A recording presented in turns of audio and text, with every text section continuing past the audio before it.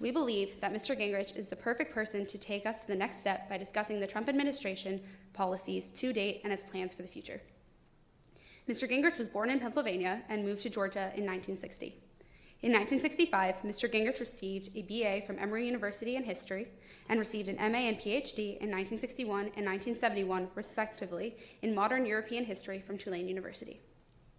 He then taught history and geography at West Georgia College and left the college in 1978 when he was elected to the United States House of Representatives representing Georgia's 6th District.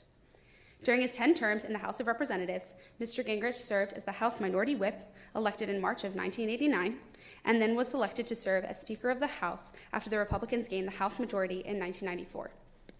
During the 1994 campaign season, in an effort to offer a cohesive platform and alternative to President Bill Clinton's policies and to unite distant wings of the Republican Party, Mr. Gingrich created the Contract with America. This contract laid out 10 policies that would be brought to a vote on the House floor during the first 100 days of the new Congress if the Republicans won. In the November 1994 elections, Republicans gained 54 seats and took control of the House for the first time since 1954. Much of the Speaker's Contract with America became law, including matters such as welfare reform and congressional term limits. Time magazine named him its 1995 Man of the Year for his role in the election. Mr. Gingrich was also the last speaker to get Congress to pass a balanced budget. Yeah, you got the ladder. Mr. Gingrich served as Speaker of the House until 1999. After leaving Congress, Mr. Gingrich embarked on a business career. Mr. Gingrich was also a presidential candidate in 2012. True to his academic background, Mr. Gingrich is also the author or co-author of many books, both fiction and nonfiction, on both topical and historical subjects, has hosted a show on CNN, and has been a consultant to and commentator on Fox News. Recently, in the 2016 presidential election, Mr. Gingrich endorsed President Trump. After President Trump won, although many thought Mr. Gingrich would serve in President Trump's cabinet, he chose instead to use his strategic insights, as exhibited by his Contract with America, to advance public policy and to continue the successes of the Republican Party. It is now my pleasure to introduce you to the Honorable Newt Gingrich. Please join me in welcoming him to the stage.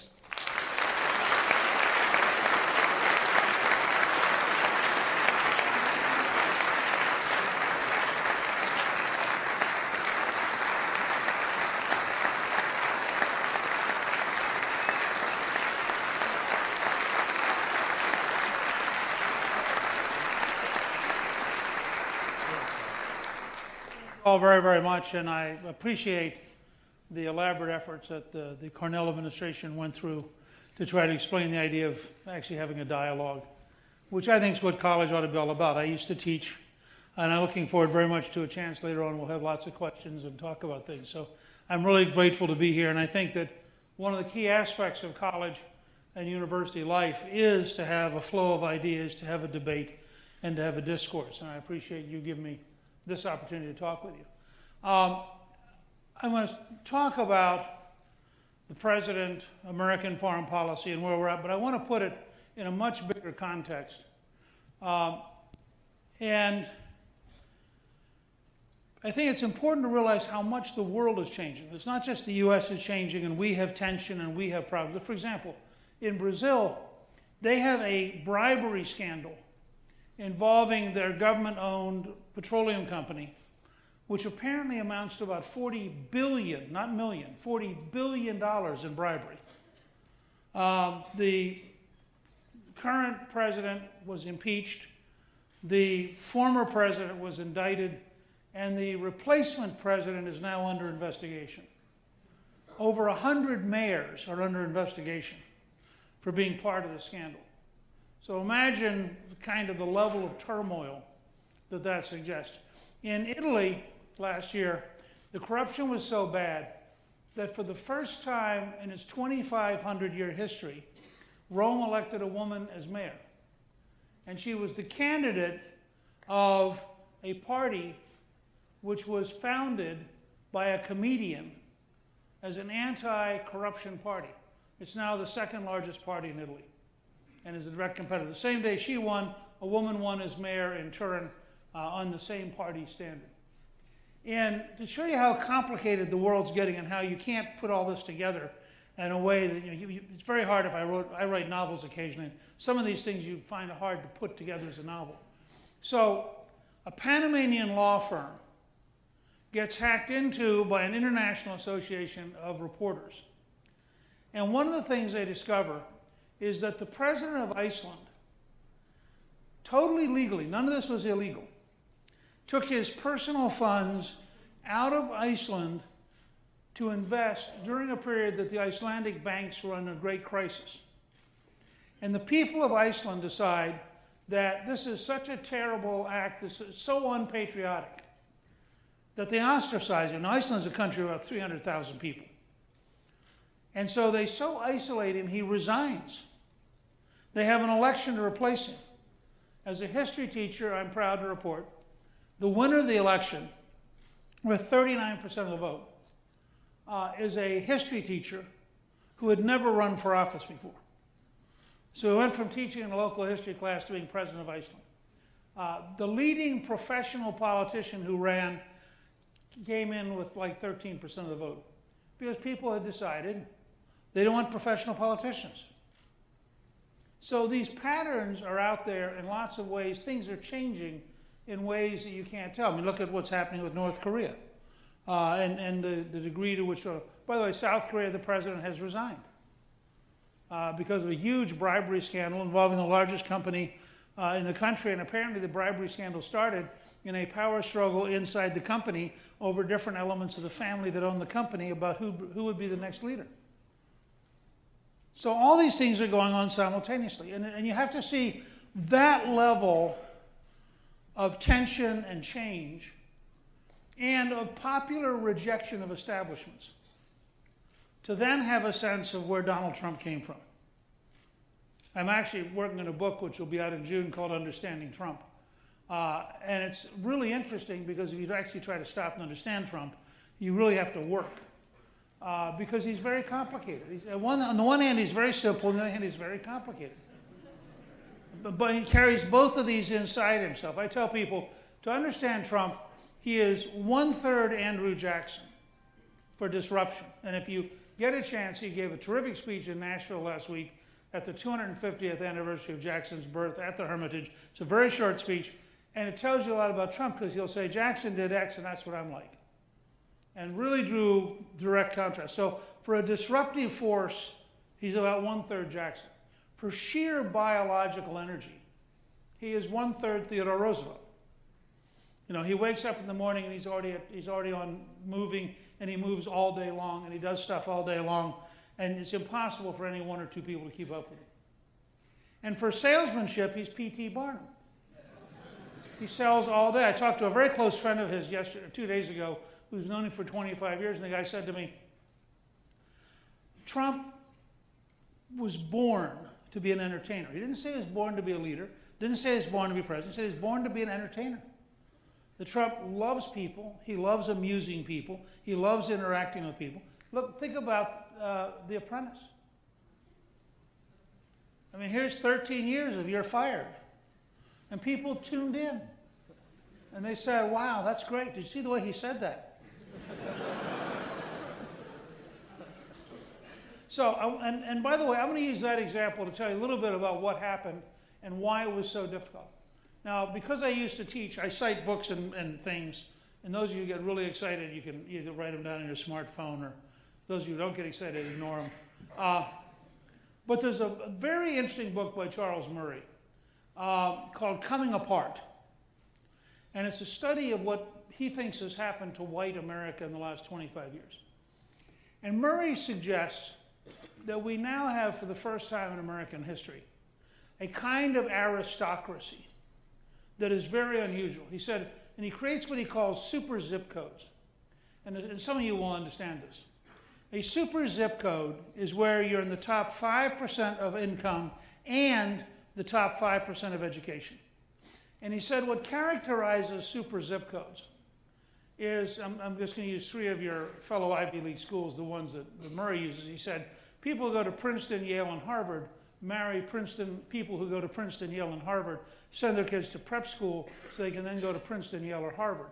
And they now all live together.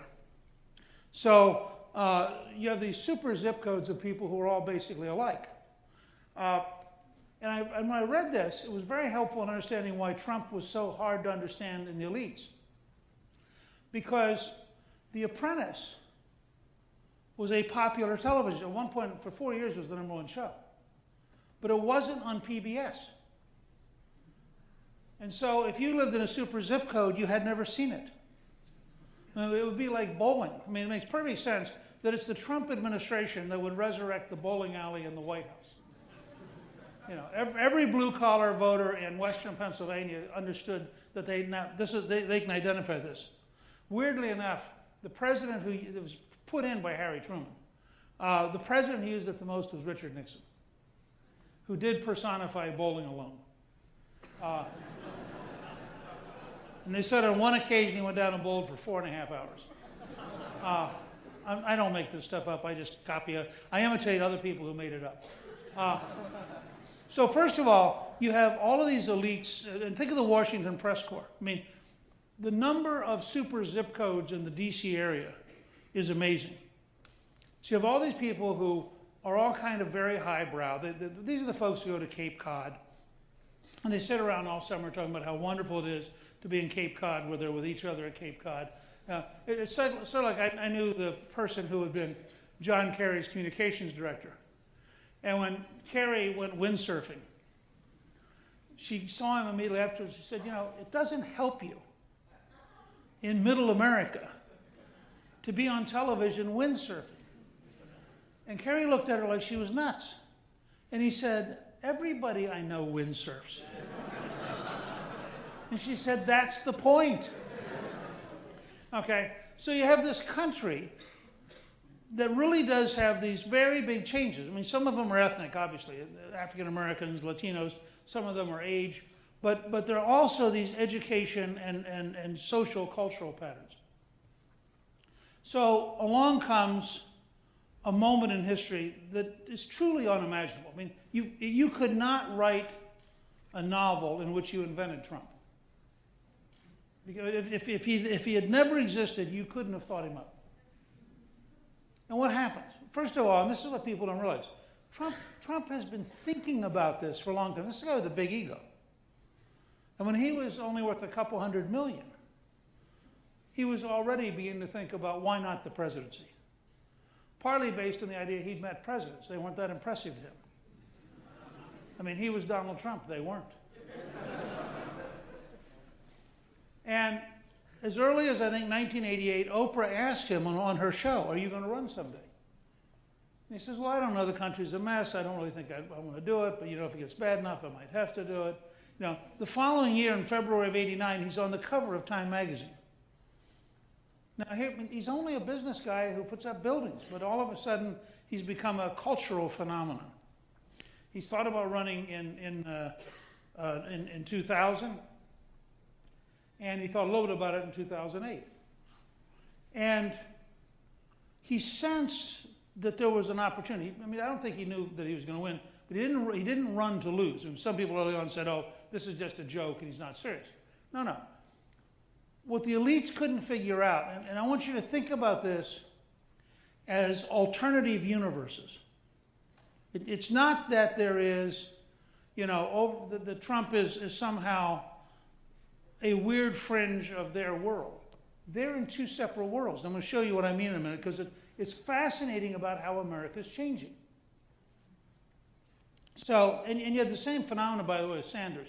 With a little bit of, with a few breaks, Sanders would have been the Democratic nominee. And that would have been, let me tell you, a Bernie Sanders, Donald Trump general election would have been wild. I mean, it would have, you know, hard to imagine. And it's hard to know exactly where the Clintonites would have gone at that point. Presumably, they'd have ended up with Sanders. But so you have Trump, and Trump begins to think about why not running. Now remember, this is a guy who has buildings with his name on it everywhere. And he flies around the country in a 757 that is really very nice. It's better than the vice president's plane. It's not better than Air Force One, but it's better than the vice president's plane. So he's out there, and he likes attention. He likes giving talks. This will be a small audience for him. He probably would talk, but he prefers 20, 30,000.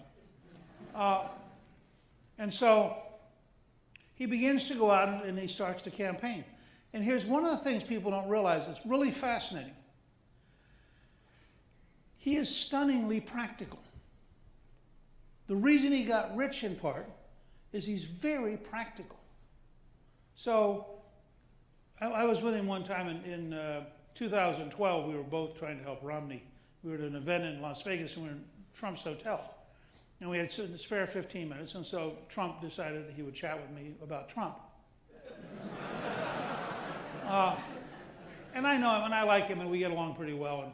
And so we're standing there talking, and he said something really interesting. He said, because he's not a financier, he's not Wall Street. He doesn't finance buildings, he builds buildings. And he said, I can calculate the amount of concrete for a high rise within a remarkable percentage of what the engineers will come in for. Because he said, I've done it my whole life. So I actually understand building things. So there's this and this is part of the difference. One of the articles, and I want all of you to look this up. You can Google this. Nassim Taleb, who wrote The Black Swan, wrote an article called Intellectual Yet Idiot. IYI. Only about 800 words, and if you Google it, it'll pop up. Now here's what he said. He said, one of the great problems we have in the modern world is that about 40% of our governing elite are intellectuals yet idiots. And he said, what I mean by that is the following. They are really good at taking exams and writing essays. And so they get into elite schools where they study under professors who are really good at taking exams and writing essays. And then because they're really good at taking exams and writing essays, they get really good grades, and they get clerks at the Supreme Court, hired by the New York Times, end up in the bureaucracy. He said there's only one problem. The only thing they're good at is taking exams and writing essays. So they could write a brilliant essay on how to change a tire. But if you showed up with a flat tire, they would not have a clue, because that would be in the real world. And that's not what they do. They do writing. Now, this is so here along comes Trump. And Trump is, and this again, nobody understood this in the elites, because they were so contemptuous of him, nobody paid any attention to look at who has he been. I mean, he was worth between 4 and 10 billion. He tends to exaggerate, so it may have only been 4. Now, personally, I would have taken 10% of 4 billion. I'm not greedy. I mean, hey, for 400 million, I'd be happy. But, these reporters are going, he's not really worth 10 billion. These are reporters, by the way, who are not worth, like, anything. So they're going, no. So they're kind of going. And I'm going to come back to that, because Taleb's intellectually yet idiot applies to almost everybody you watch on Sunday morning talk shows. I mean, these are people who have been wrong now for 2 solid years, and they've learned nothing. And it's just an objective reality test. It's not about ideology. It's about, if you say, that tomorrow morning there'll be snow, and instead you have the hottest day of the year, at some point you get a new weatherman. Not in politics. The same people show up with the same babble all the time. So Trump decides he's going to run. And this is where practicality comes in. He doesn't hire any traditional consultant, because he spent his whole life in the media, in marketing. Remember, Trump hotels, Trump golf courses, Trump casinos. I mean, what do you think he did his whole life? He figured out, what is it people want? How do I give it to them? How do I communicate that they can get it? How do I price it correctly? And so he said, politics is just like retail. So now we have Trump politics. So what is Trump politics? In the summer of 16, I think it was in July, I get this call from a reporter. Does it worry you that Hillary Clinton is spending $30 million in ads this month and Trump was spending $300,000. And I said, well, you know, I was asking our nominee, Jeb Bush. And they didn't understand at all what I was saying. Jeb Bush raised $110 million and got one delegate. So why is this happening? Because Trump starts backwards. He says, why would I buy all these ads? Oh, I buy all these ads so I could be on radio and TV. Well, what if I'm just on radio and TV? And I skipped the ad part. So when he was a candidate, and it's not that much different, frankly, now that he's president, a little bit, frankly, about 20% less Trump tweets would be a lot better presidency. But that's, you know, you do the best you can getting these guys to change. So what was a typical Trump campaign day like? He'd wake up and he would tweet. Now, he doesn't drink coffee. He doesn't drink any caffeine. So he didn't have a cup of coffee. He apparently just got up and took some water and tweeted. And what would happen? First of all, he now has 25 million people getting his tweets for free. I mean, Trump really likes frugality. So free is a price he just gets excited by. Second, all the TV people pick up, and the radio people pick up on the tweet, right? So how is the morning going? The morning is the media fixated once again on Donald Trump. Then he would call in the Morning Joe, and they'd fight. And then he would call into Fox and Friends, and they'd have a love fest.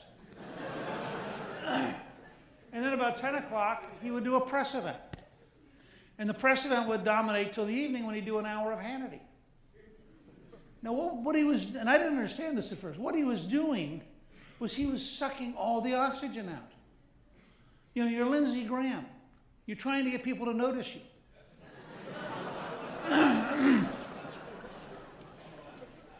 I'm not picking on Lindsey. He's an old friend. But take any of them, okay? You're trying to get them to notice you. And what do? They say, what do you think about what Trump said this morning? That's the only way you get in the media, is talking about Trump. So then you get to part two. They're going to have debates. And again, the media has no notion who Trump is or how Trump operates. And Trump has been friends for a very long time with Bob Kraft and with Bill Belichick, and understands the Patriots model, which I have to say, having been for both Green Bay and Atlanta this year, was brutal. I mean, to see the Falcons go from a 23-point advantage or 25-point advantage to losing was staggering. But the Patriots have a very consistent model. The entire first quarter, they don't do much. They just study you. And you think you're doing really well because they're not doing much. No, they're figuring out how to take you apart. And by the fourth quarter, they figured out how to take you apart decisively. They often win narrowly. But it doesn't matter. It's a little bit like carrying Wisconsin, Michigan, and Pennsylvania. I mean, they may win narrowly, but it's called winning. I think the first 3 Super Bowls they won all 3 by one field goal. You know, so it's just a methodical, steady thing. So what's Trump like? If you go back and you watch the video, they're at a debate. And Trump in the early days would come in, and he would stand there, looking around. This must be what it's like to be a presidential candidate.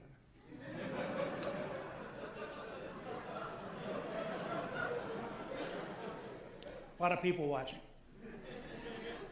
But there are a couple of things he'd learned, and if you have not read them, if you want to understand Trump, in addition to the book that will come out in June, which is currently available on Amazon to be pre-ordered, I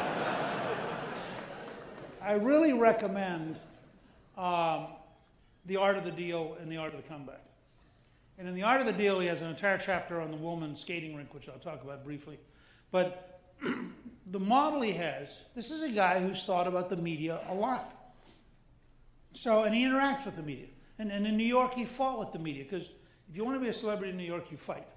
I mean, there may be cities where you don't have to fight. In New York, you fight. And so he's been fighting his whole life. So Trump's in there, and if you remember, you can go back and watch this. This was the moment that, as a historian and as a practicing politician, I sat up. Cliff and I are watching the debate. And we had a lot of friends running. John Kasich is like my younger brother. He was the chairman when we balanced the budget. Jeb Bush and I used to campaign together. I've known Jeb is really a very good governor of Florida. Cruz is a really smart guy. I mean, it wasn't like I tuned in and said, I'm for Donald Trump, but I watched that night. It was interesting. Gets in a nasty, nasty fight with Megyn Kelly. And if you watched it, all of the elites said Trump lost. And then about 11 o'clock at night, I was noticing all of the online polling. Out of 17 candidates, he's getting 60 to 70%. And I'm thinking, wait a second. Now, this is very simple-minded. For those of you who want to understand this business, a lot of it's pretty simple. All the elites are over here. 60 to 70% of the voting public is over here. That's an anomaly. That's telling you something's happening we don't understand. And that's where I started. And I began to watch what he was doing. And it's very interesting. If you watch Trump, back in that phase, he still does it, but back then he did it ferociously because he understood. The odds were overwhelming. He was not going to be the nominee. I mean, there were 16 other guys running. And he had a very simple model: knock them out. If I knock you out, you won't be the nominee. And if I knock you out, you won't be the nominee. If I knock you out, you won't be the nominee. If I knock out 16 of them, I'll still be standing. Very simple model. And he did something, I didn't understand this till I was working on the book, because I'd seen it, but I didn't put it together. Trump doesn't attack you. He brands you. He comes up with a brand. It's like Coca-Cola. I mean, I come from a city that produced Coca-Cola. We believe in branding. And so you watch him. He's standing up here again, remember? And he's watching. He's thinking, what are they doing? What are they doing? That's interesting. He's watching them. Early on, they're all fighting each other. And they're all biting each other, and because they've all got to knock each other out. And so he's, that's interesting. And his first victim is Jeb, because Jeb was the most dangerous. And Jeb becomes low-energy Jeb. Now, but I want all of you to think about this. This is a work of art. He's not attacking Jeb. He's just saying, he's just a low-energy guy. I mean, I feel kind of sad for him. I mean, I don't know why. Go back and watch the way Trump would do this. It got so bad, Jeb was running around New Hampshire to prove he was not low energy. And people are going, why are you're running for president? Why are you running through my town? So, got a lot of energy. And it became a caricature. Remember? Little Marco. And Marco, who's a terrific human being, he is one of the best positive candidates I've ever seen. I've known him since he was a member before he became speaker. He ain't a fighter. And there's this one, you can pull this up as a case study. There's this one debate where Marco's coaches have said to him, you got to fight with Trump. And Trump is physically huge. I mean, that's why he uses the word huge. And his hands are huge. And we're not getting anywhere beyond that, but I can tell you, huge. Whatever you think, it's all huge. And Trump is standing there staring down at Marco, who's trying to fight him. And it's embarrassing. It's probably the end of Marco's campaign, because you can't play against type. Television is relentless in killing you if you play against type. And so he would brand each person. I was doing Bill O'Reilly one night. And by the way, I'm going to do Hannity tonight from here on the campus. I was doing Bill O'Reilly when there were still about 6 or 7 candidates. And O'Reilly says, why don't they attack him? He's the front runner.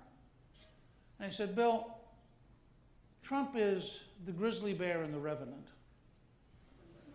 You get him awake, he walks over, he bites off your face, he sits on you for a while. Everyone else watches and goes, not me. I don't want a piece of that. I'm not doing it.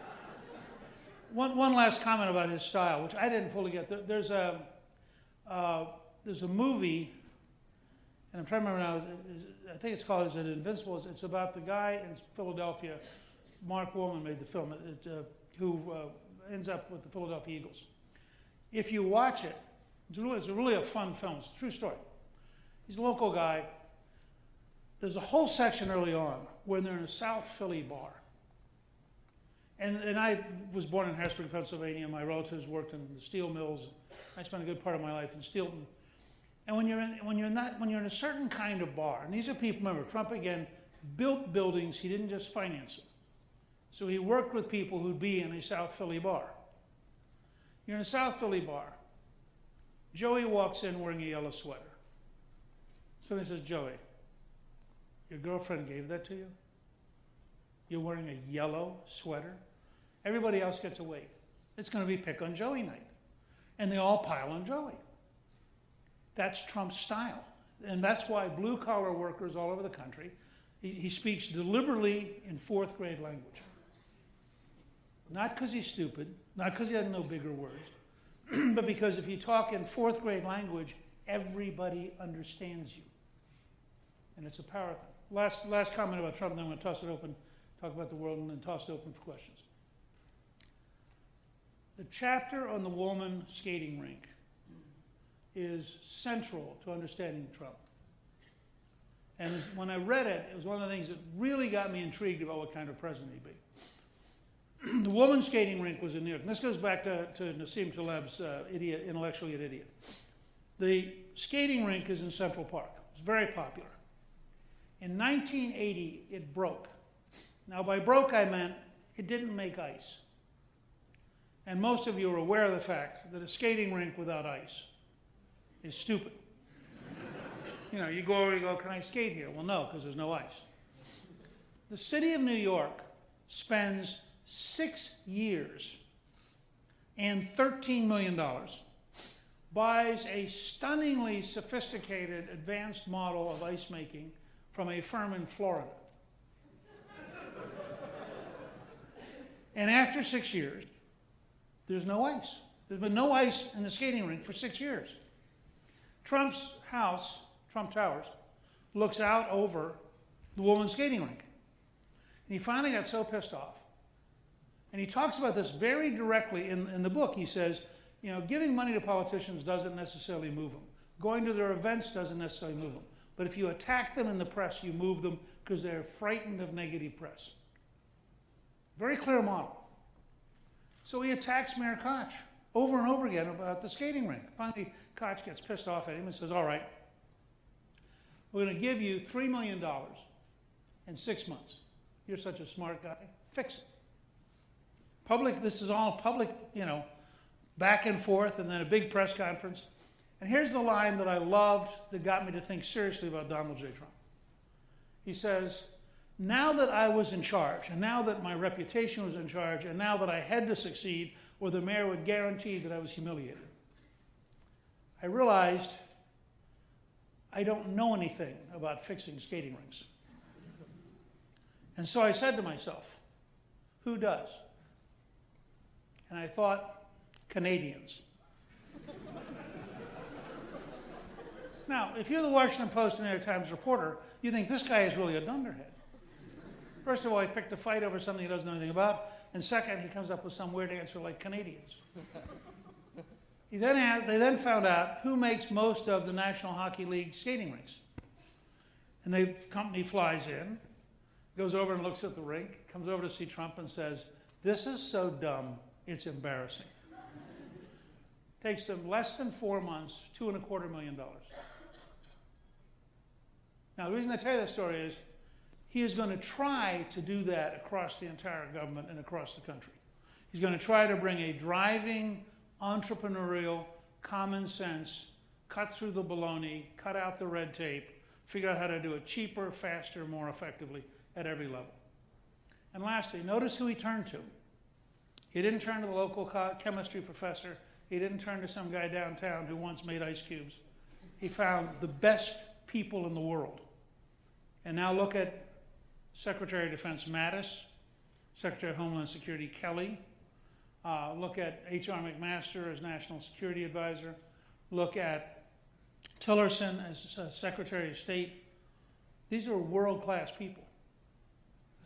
And for everybody who worried about Trump and foreign policy, he now has probably as strong a foreign policy team as we have seen since Eisenhower was basically doing it by himself. And that's the way he's going to approach this stuff. Some's going to be very controversial. He's going to be a very controversial president. I pick Andrew Jackson deliberately as the example because Jackson was extraordinarily controversial. And I think the country will be arguing over him for a very long time. On foreign policy, there's only one thing you have to know. This goes back to the distortions in the Times and elsewhere. This guy's not an isolationist. I mean, he's a guy, he has buildings in Dubai. He has buildings in Panama. He has he owns a large golf course in Scotland. He's done business all over the world. But he is, to an extraordinary degree, an American nationalist. He believes that we're at a point in our history where we have to have somebody who gets up every morning and says, is it good or bad for America? If it's good for America, do it. If it's not good for America, don't do it. It's a very different pattern than our elites have had for the last 30 or 40 years. And it is very jarring. I mean, there's no question this is very jarring. But notice, he's also now talked to like 130 world leaders. I mean, look at the number of people who are flowing through. Tillerson today had, I think, all of the key members of the anti-ISIS coalition in town talking, and then had dinner tonight with Trump. The last point about that whole process. This is real change. There will be real mistakes. There are times they do things that I just look and think, I don't get it. What will characterize them is a very rapid learning curve, a very tenacious willingness to come back again and again and again, and an enormous resilience. This guy loves life.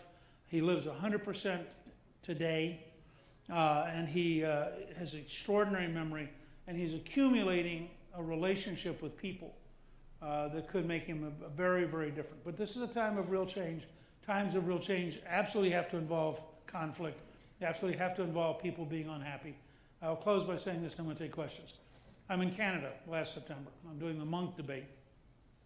3,000 Canadians in Toronto. They vote before the debate. 86% for Hillary, 14% for Trump. I represent the Trump side. And I got up and I said, look, I don't blame any of you. You are faced with a candidate who openly says he's going to place America first. That means if you're Canadian, it's a little worrisome because you don't know what that means. On the other hand, if he pulls it off and we get back to 5% or 6% economic growth, that means Canada's going to get to be a lot richer because the Canadian economy is so closely tied to ours. But I said it's a gamble, and I would say the same thing to all of you. This is one of the great gambles in American history. It may work out to be extraordinarily successful. It may work out to be a mess. I don't think we know yet. I'm on the bias on the side that I think it could be very, very successful, but it's going to take an immense amount of effort, and you're going to see a tremendous learning curve for it to succeed. Let me, if I could, just toss it open. Where's the microphone? The microphone's right here. Okay? You're the microphone. We have a microphone person. We don't have a microphone stand, but we have a standing microphone because of the person. If anybody would like to ask a question, feel free to.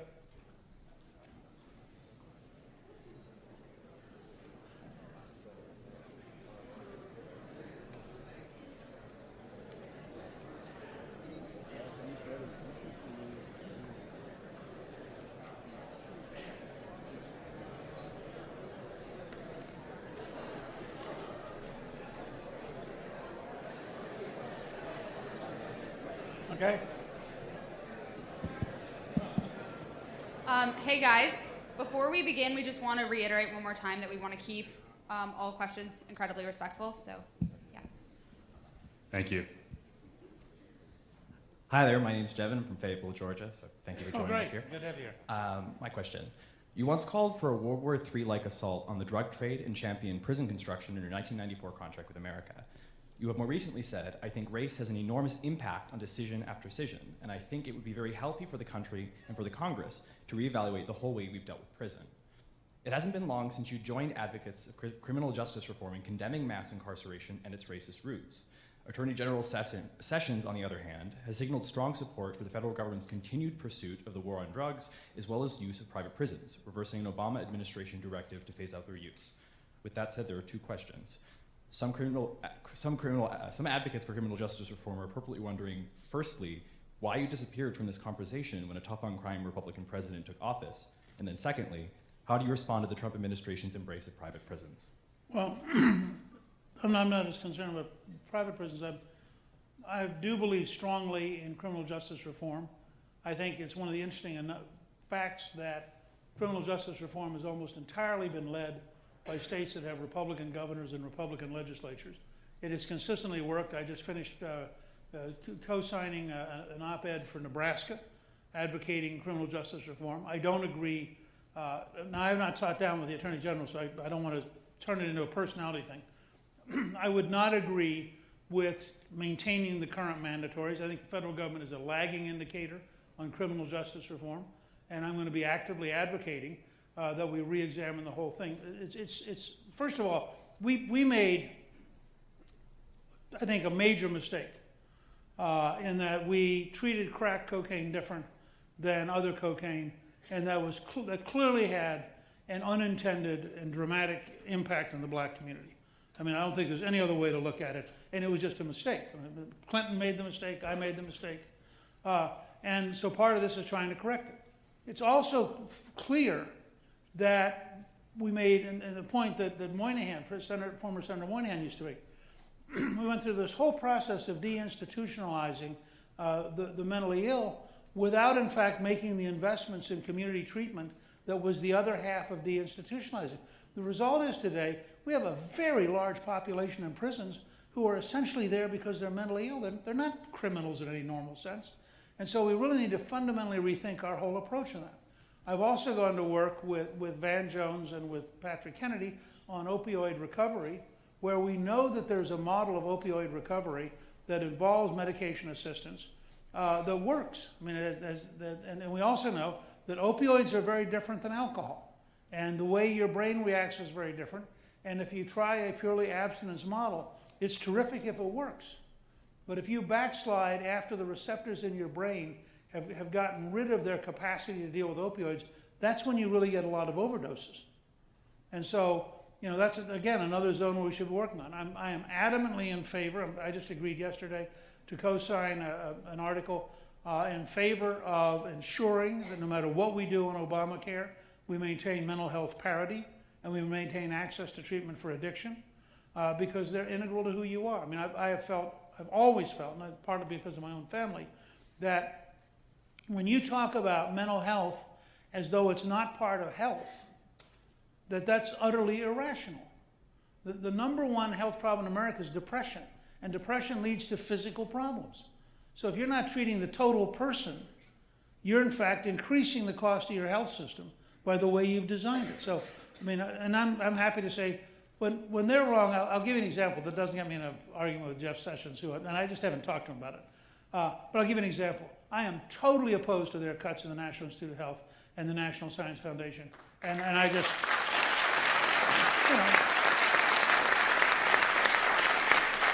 you can, Jean Kirkpatrick once said a great line. She said, unity does not mean unanimity. And I can be overall for a Trump presidency, and certainly I want any president to be successful, without necessarily endorsing things I deeply disagree with. Okay. Mr. Speaker, first of all, thank you so much for coming. It's really an honor to speak to somebody of your stature with your history. During a speech you gave to the Heritage Foundation, you said, and I may be paraphrasing a little, but you said that people voted for Donald Trump because they wanted to turn over the table, and that none of the other stuff really mattered because he wanted to turn over the table. If he doesn't turn over the table or doesn't do so soon, and what I mean specifically is, if we have, more healthcare proposals that still have all these mandates, subsidies, and penalties, if we still have these discretionary spending proposals that are on the same level as Obama, and with Mitch McConnell saying he wants revenue-neutral tax reform instead of, overall tax reductions. What do you think becomes of the Trump movement after that, if that happens, and how do you think that affects the conservative movement more broadly? Well, that's a very good question. I mean, let me say, first of all,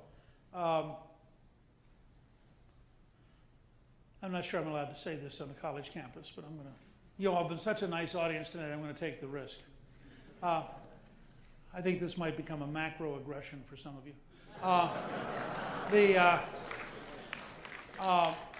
What I tell every conservative is for the first 2 years, every time you start to get mad at Donald J. Trump, close your eyes, say the words President Hillary Clinton, and just relax. Okay? So I want to start there. I mean, this idea that we now have a perfectionist caucus which is going to vote with Pelosi, and I think they're not, by the way. I think they got agreed to some amendments today so that they'll pass the bill tomorrow. But I would say to anybody who asks me, the idea you're going to be with Pelosi against Trump on his first big vote, you have to really explain the logic of this, okay? Second, he's not going to achieve miracles. You know, I mean, he's not a religious leader who performs miracles, but he's going to change them. Just take the number of regulations they've already changed. Look at Gorsuch at the Supreme Court compared to whoever you think Hillary would have nominated. I mean, there are a series of steps here they're taking that are pretty profound and that are pretty aggressively in the direction that I think you'd want them to go in. They got a lot more work to do, and there are places, I think, where they're not being as clever as they could be. But overall, I think my guess is you'll add up at the end of this year a surprising number of achievements.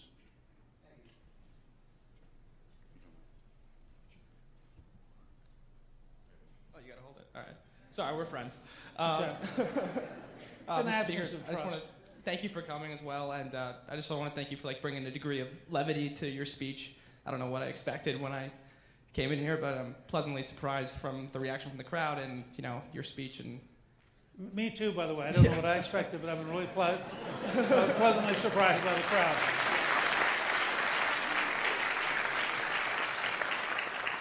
So I want to ask you about, you brought up protectionism. I want to talk about a border adjustment tax and economic protectionism, because that seems to be the only real policy on the table right now in terms of protectionism. So border adjustment tax, we have exempting exports and taxing imports in order to reduce exports and increase, the opposite, to decrease imports and increase exports. Many economists believe that that would lead to increased costs for American consumers because the cost of inputs would go up and we would end up having to pay more and be also eventually the dollar would strengthen and everything would revert back to normal anyway. With that in mind and the fact that this would eventually hurt the American consumer via basic math, it seems to be more of a rhetoric thing in terms of American First, to catering to a public that might not have a PhD understanding of economics. How do you advocate for a program that would in fact hurt the American consumer economically while rhetorically thinking that, okay, this is America First, we're going to sell more products overseas, but we're going to import less, but in reality that's going to take money out of the consumer's pocket. How do you advocate for that? Well, first of all, your suggestion that citizens need a PhD in economics is terrifying. As Ronald Reagan used to say, if you laid 35 condoms end to end, that would be a good thing. And I don't agree with their model. But first of all, the United States grew to be the most powerful nation in the world behind very high protectionist barriers. And Lincoln was a protectionist. Alexander Hamilton was a protectionist. And they all had a very similar model, which is goods will be more expensive and you will be richer. I mean, that was the core model. So I don't automatically flinch at the concept of protection. But let me carry you to two other things. Virtually every industrial country in the world has a border adjustment in which they rebate exports. So if you're a Mercedes and you ship a Mercedes from Germany, you get a rebate from the German government. We have no tax today when you come in here. If we send a Chevrolet from here, we pay the German tax. So in that sense, all we're doing is catching up with the dominant pattern of virtually every country around the world, which has consistently lowered the corporate income tax while increasing the border tax. Second, free trade is an interesting theory, and I'm for free trade. And I was the Republican whip who got more votes for NAFTA than Gore and Clinton could get out of Democrats, all right? So I'm happy to have paid my dues. I would also tell you, this goes back to Nassim Taleb, an intellectual yet idiot. You can't do very successful business in South Korea. You can't do very successful business in China. Amazon cannot get into China. Alibaba can get into the United States. So when people start talking about free trade, my answer is, other than maybe Singapore and Hong Kong, show me where. Because the fact is, everybody has barriers, everybody has rules, everybody has bureaucracies, and it's much harder. So I just think we want to make sure, if we're going to have a trade deal, I want it to be either mutually beneficial or better for the Americans. And we have spent a long period of time, and part of it is historically rational. We came out of World War II, we were about 50% of the gross domestic product of the world, because everybody else had been bombed. I mean, it was one of the most, the truth is Toyota wasn't a very good competitor because we'd leveled their factories. But everybody gradually came back. So right after World War II, we adopted a cultural policy that said, we're going to use our money to subsidize your country because we're so rich and you're so poor. And we held together the anti-Soviet coalition for the entire Cold War using American economic muscle. Well, that ain't true anymore. China they're not anything like comparable to us, but they are a serious competitor. Germany is a very serious manufacturing competitor. And for us to not say it's okay to make sure that the American economy grows, I think it's a mistake. And lastly, I just want to offer you the following thought. For the last 25 years, the battle cry of the free trade people has been, if America buys overseas, even if they don't buy from us, we get such dramatically lower prices that at Walmart it's a really good deal because you have more options at lower price.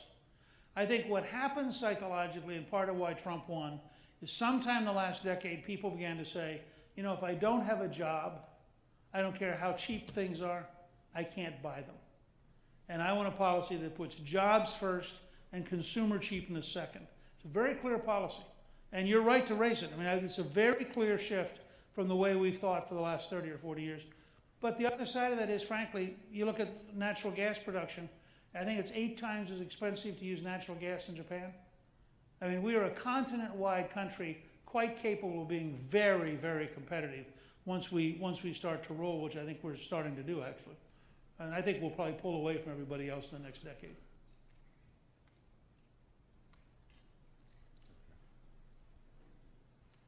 First of all, thank you, Speaker Gingrich, for coming to speak to us at Cornell.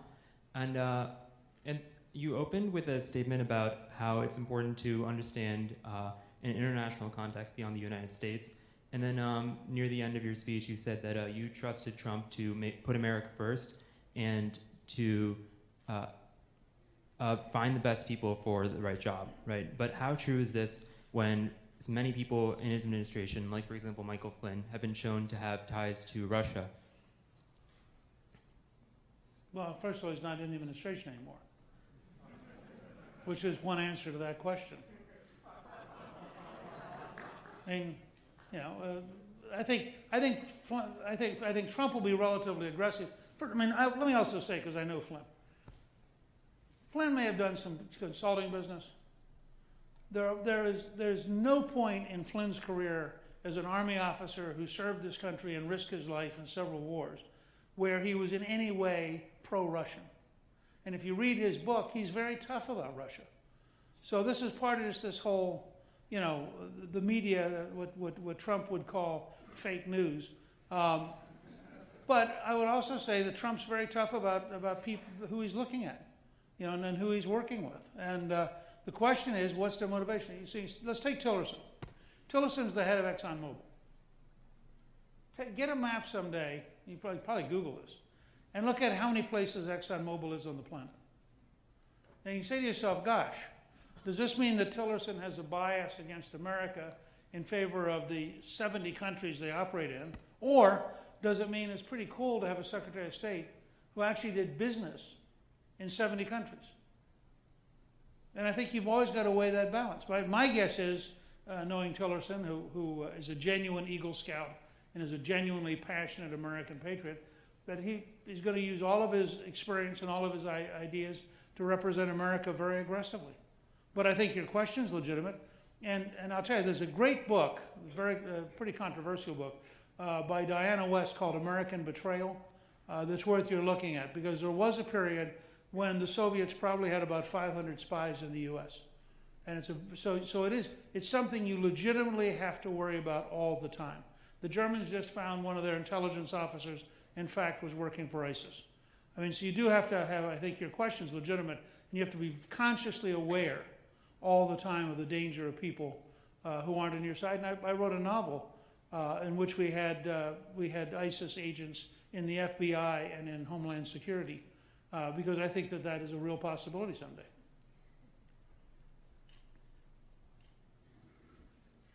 I wanted to also thank you for coming in to speak with us today, and I'm going to keep it short and simple. What would you say is the biggest threat facing America and her citizens today, and what do you think we should do about it?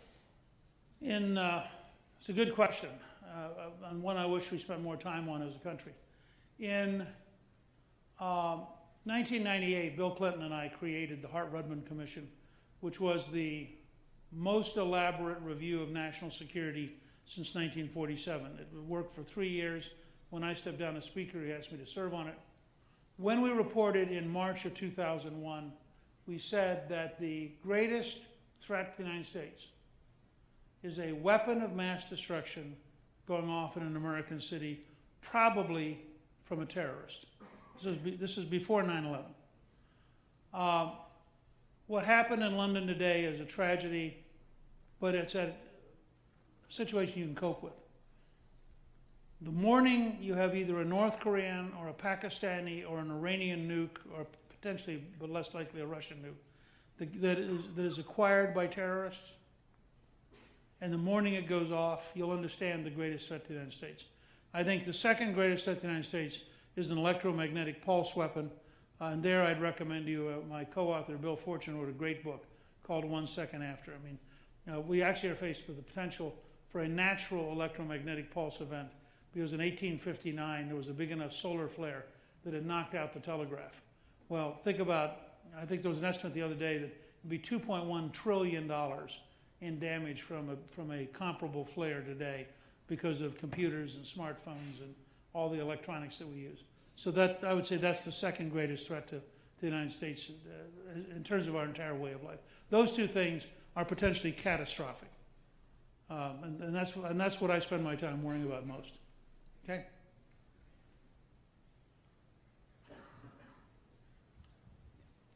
Good afternoon, Mr. Speaker, and also like to thank you for taking the time to speak with us. I will admit that I am a liberal myself. I voted for Bernie Sanders in the primary and Hillary Clinton in the general election, but I do appreciate you taking the time to come and speak with us. My question's about healthcare. So the report by the nonpartisan Congressional Budget Office says that the Republican healthcare plan will cause 24 million Americans to become uninsured. During the campaign, Donald Trump promised that he would pass a great plan that would make sure that everybody is insured and everybody has healthcare.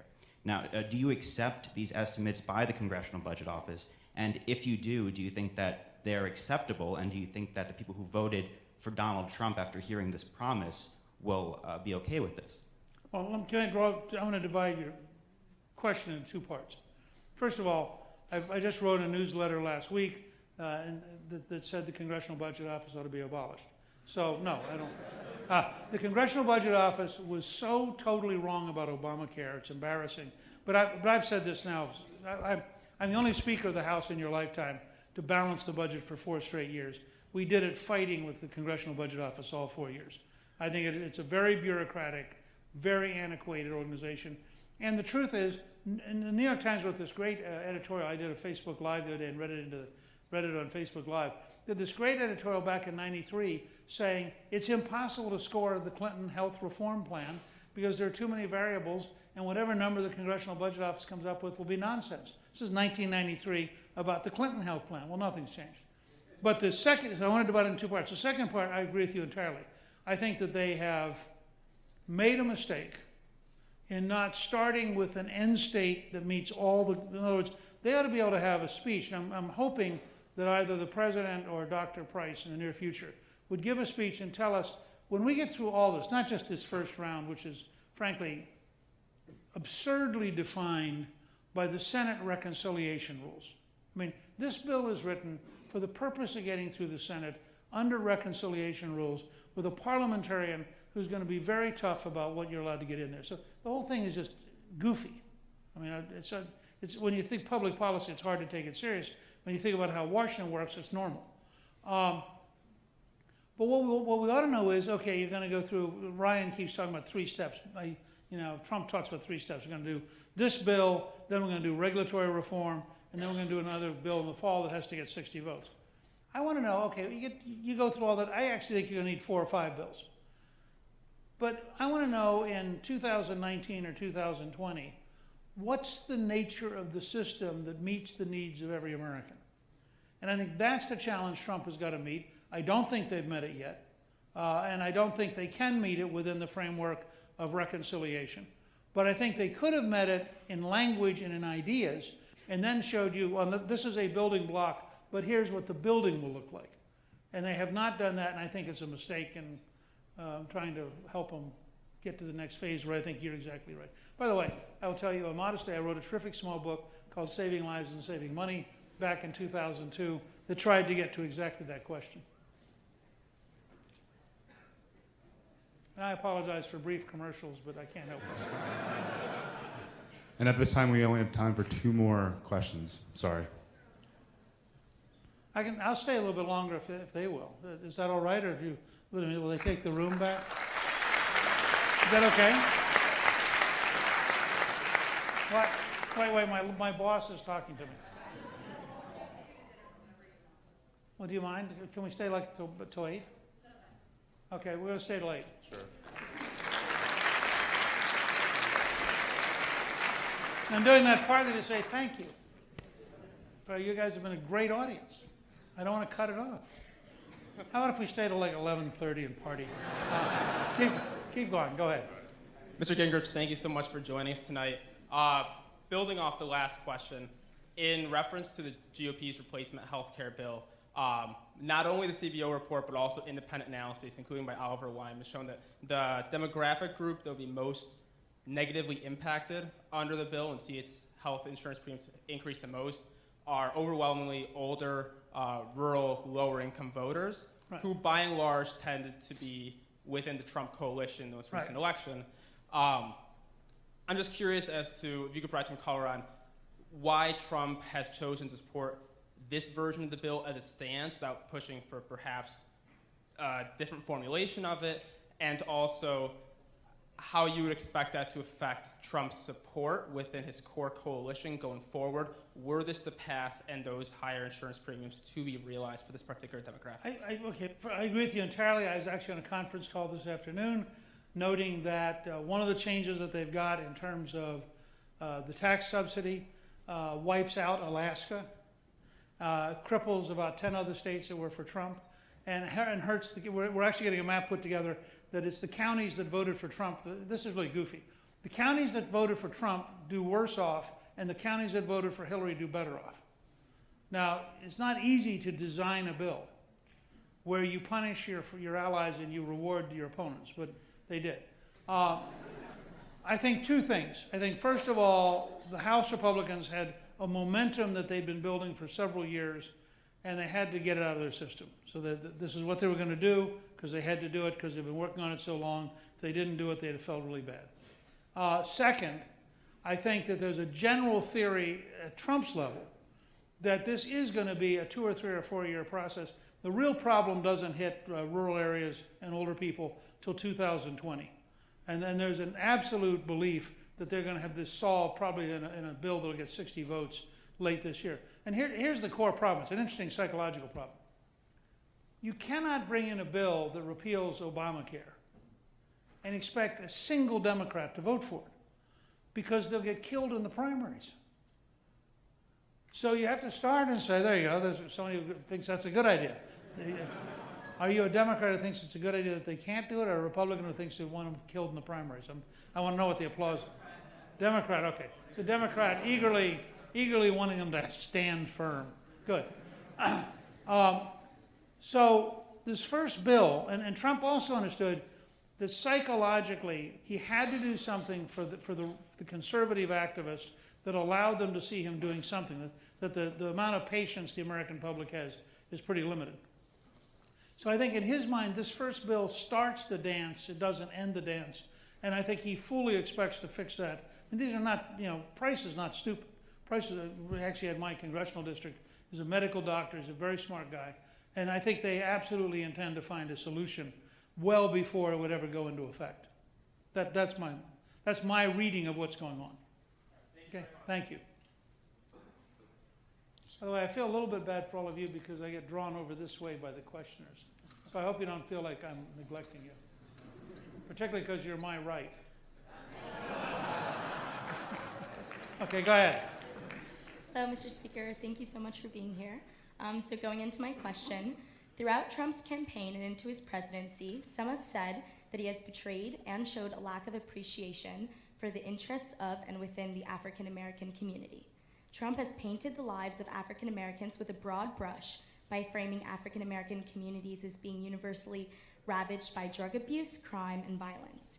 According to Trump, the inner city is a place where you buy a loaf of bread and you end up getting shot. Do you believe Trump will work to repair his relationship with the African American community? Is it possible? And if so, will he or how can he move forward? Well, I think the fact that he met today with the Congressional Black Caucus is a good sign. I think the fact that he met last week with the historically black colleges, and I think actually has increased help for them beyond anything Obama did, is a good sign. I think the fact that he deliberately went to the Museum of African American History and gave a talk there is a good sign. And by the way, if you have not been to the new Museum of African American History, it is a remarkable institution, which I strongly recommend you go to. And I found myself very moved by some of the exhibits. They're really, really remarkably well done. And I encourage you to go to it. But he said a couple things. I want to partly, I guess, challenge you a little bit, okay? And because I may have been part of why this became a problem, okay? I think when you have 4,000 people shot in Chicago in 1 year, and you realize that on a per capita basis, St. Louis and Baltimore are worse. There's an area of St. Louis which has a higher murder rate than Honduras, which is the most violent country in the world. Then I think what Trump is trying to say at one level, particularly to those communities, is something's got to change. And I get a little confused because if I listen to Van Jones at times, and Van is a remarkable person, and I like him very much, and he really tries to find a way to bring people together and to talk. But I can also tell you that he tries to explain from a perspective of Black Lives Matters and of other people who are concerned, these things are really terrible. So you listen to a Cornell West or somebody and, look how terrible it is. So Trump says, okay, I guess it's terrible. And then people say, wait a second, I'm actually upper middle class doing really well and I'm a medical doctor. Why are you saying things are terrible? Okay, so it's a complexity. I think he really does want to figure out a way to break through. And to break through really means for whatever, I'll let you decide the percentage, but a significant percentage of people who are trapped in contexts where they can't pursue happiness in the way that our Declaration declares they should. Now, the other half of that, I think you're right. I actually like the opening statement of the chairman of the Black Caucus, who's from New Orleans, who said he's going to see Trump in part because he wanted to make sure that Trump knew some African Americans who weren't entertainers. And I think there's a certain, but today was the beginning of a real dialogue, I think, and I think I can say with some real knowledge, I believe that they are very serious about trying to figure out how to break through and how to be helpful in a serious way. But I also think your point's right, that there's, you have this weird thing. I say this as a Republican who's been around a pretty long time. If we reach out, the first thing we're told is that we're ignorant. Not, I'm glad you're here. So when Trump, for example, wanted to go to the University of Illinois campus in Chicago, there was an enormous demonstration which blocked him. And you have to ask yourself the question, was that really clever? I mean, wouldn't it be good to actually have him in the neighborhood? So you begin the dialogue as opposed to, since you've never been here before, why are you here now? Kind of thing. But I think your question was very well put, and I appreciate you raising it.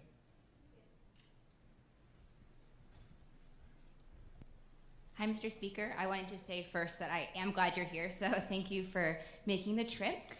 So after I graduate, I'm a current senior. I'm planning on moving to DC and hope to get my foot in the door in Capitol Hill, and I want to work in politics. And yeah, it's pretty funny. So I wanted to ask you, so as a woman who will be moving to DC and working for the government, how should I entrust President Trump to respect and uphold my reproductive and workplace rights if he has demonstrated a tremendous lack of respect for women in the media field and political field?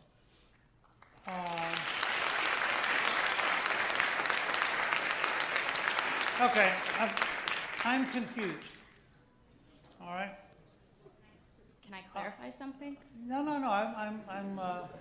I'm trying to listen carefully. I understand the argument over abortion, which I assume is what you're referring to, with reproductive rights. Yeah, and in terms of workplace rights, working on equalizing pay, as well as mobility opportunities. Since Trump actually paid dramatically more than Clinton did, and the Trump organization was the first organization to hire a woman to build a high-rise in New York City, and Trump is surrounded by women executives. And Trump's daughter is in part leading the effort to have other women become as successful as she is. And they just had a whole series of meetings, including with the Canadians, on how do you enhance women in the workplace. Which part of that doesn't sound to you like he's actually trying? What? I didn't hear the line. She was referring to some of the really terribly degrading comments that he has made about women in all walks of life. And I think as someone that is very excited to move a lot like Bill Clinton.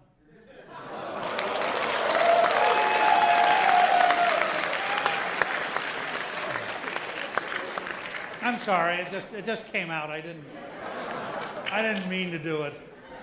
But go ahead. Look, but there's no question that if you decide to go back through all of Donald Trump's life, that there have been moments of real stupidity, hanging out in locker rooms talking with guys. Okay.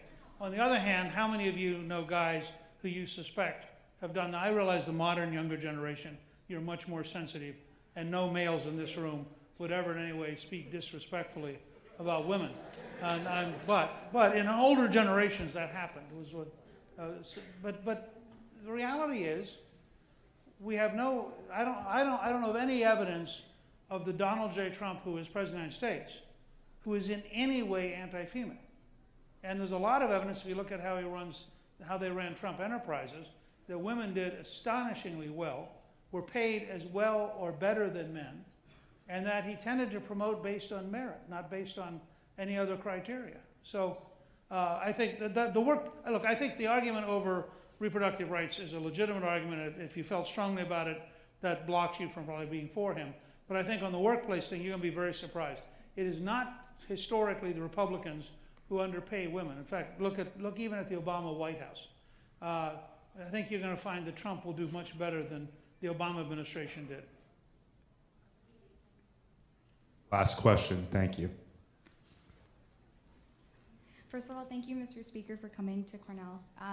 So just regarding to that last question, you discussed a lot about his policy regarding like the equality for women, but especially on college campuses, which struggle to deal with sexual assault and rape constantly, how does his behavior and position influence the country, and why was it different this time? Like, you led the impeachment trial on Bill Clinton, and as you stated, it was his actions against women that were degrading were the same as Bill Clinton's, but why is it different this time? Why wasn't he immediately denounced or investigated for sexually assaulting these women? Well, I don't think we investigate for language. So if that's what your reference is to. Okay, go ahead. Go ahead.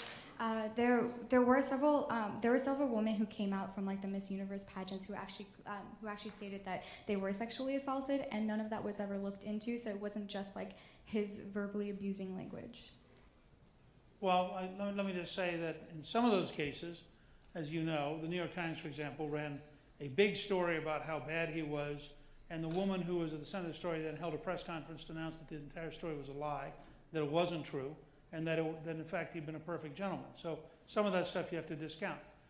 I don't know of anywhere, again, depending on what you mean by the word assault, I don't know of anything that was actionable where he engaged in behavior which would have led to prosecution, which is not quite the same thing you can say for certain other political figures. But so I really don't.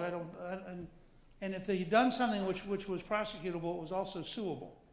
And I don't know of any of those cases that led to a lawsuit. So, I mean, people say lots of things. They're not necessarily true, or they're 25 years old and it's somebody's memory. So I'm not defending him. I wasn't there and I didn't get involved in it. But I would say overall, if you watch him today as president, I think he's working pretty hard to represent everybody, and he's working pretty hard to represent opportunity for women. So, well, let me just close and say, this has been, I have to confess, given some of the things that have happened on campuses, that I came here tonight a little more concerned than usual. And I cannot tell you how delighted I am with the attitude and the tone and the willingness to really talk about and share ideas among a very diverse group. And I'm very grateful to all of you. And I am certainly presently in the great tradition of our current president going to tweet about how great the students at Cornell are. Thank you very, very much. Can I go here?